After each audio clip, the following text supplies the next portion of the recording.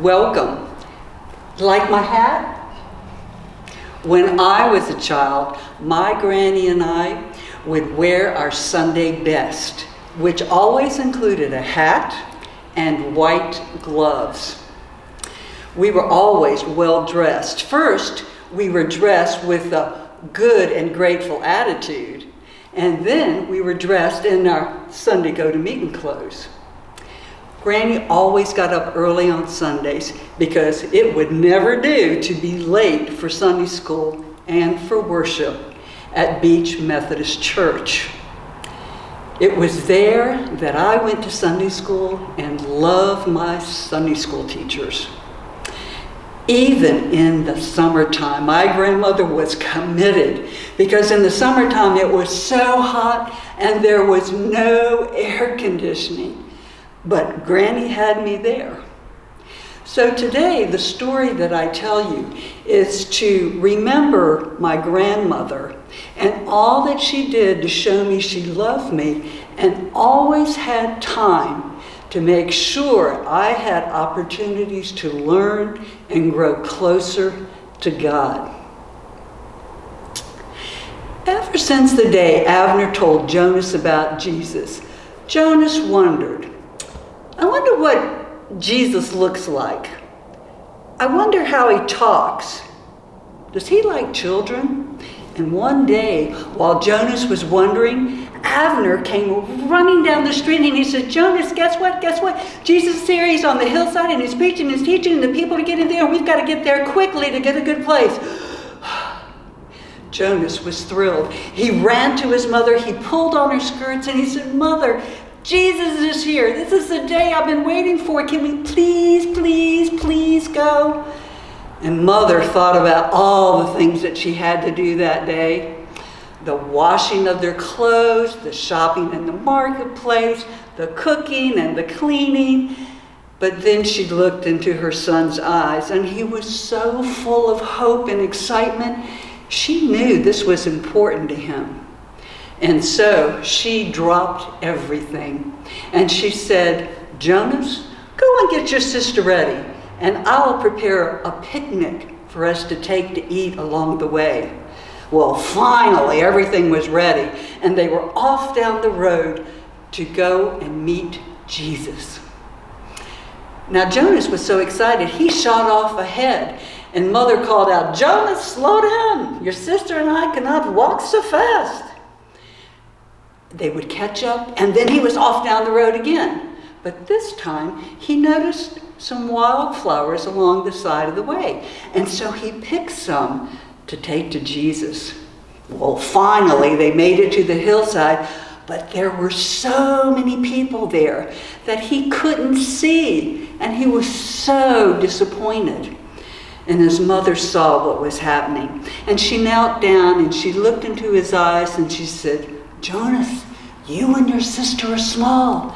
I bet you could make your way through to get to Jesus. Well, with that, he grabbed his flowers, his little sister by the hand, and he began weaving their way through all the legs and the adults that were out there on the hillside. And he was almost up to the front when suddenly there was a strong hand on Jonas' shoulder.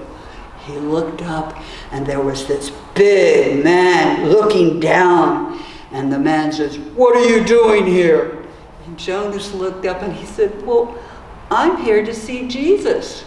And the man said, Jesus has no time for children. Go, be back with your mother. Jonas was so disappointed. Tears began running down his cheeks. This was the day he had waited for, and now he found out that Jesus was too busy for him.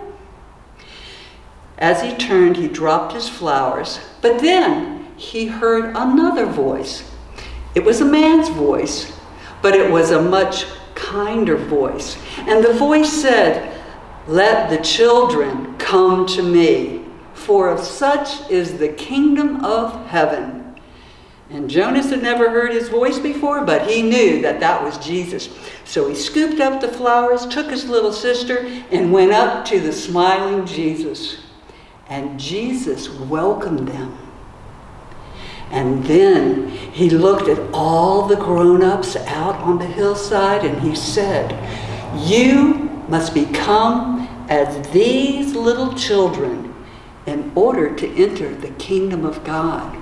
And then he blessed them and he told them a special story. And that afternoon, on their long walk home, Jonas thought about Jesus, and he didn't have to wonder anymore because he knew for a fact that Jesus was a friend, especially to children. And it made him feel so special. Well, when they got back home, everyone was so tired. But it was a good kind of tired, the kind of tired that you have after a long day, but it's been a meaningful day. It's been a memorable day. It had been that for him. His dreams had been fulfilled because he got to meet Jesus face to face. He was so tired, he sat down and he propped his feet up and he relaxed. And then he noticed his mother. His mother, who was very, very tired, was soothing his little sister, who was now cranky. And she was being so patient and kind. And she was also preparing the evening meal like she did every day. And he thought about all the things that his mother had to give up that day in order for him to meet Jesus. And he was grateful. And then he thought about all the things that his mother did for his sister and for him to make them feel loved and make them feel special. Now I wonder what your mother, or maybe a grandmother, or a foster mother, or an adopted mother, or anyone who you consider to be a mother figure. I wonder what they have done to bring you closer to God. I wonder what kind of special things they do for you to make you feel loved.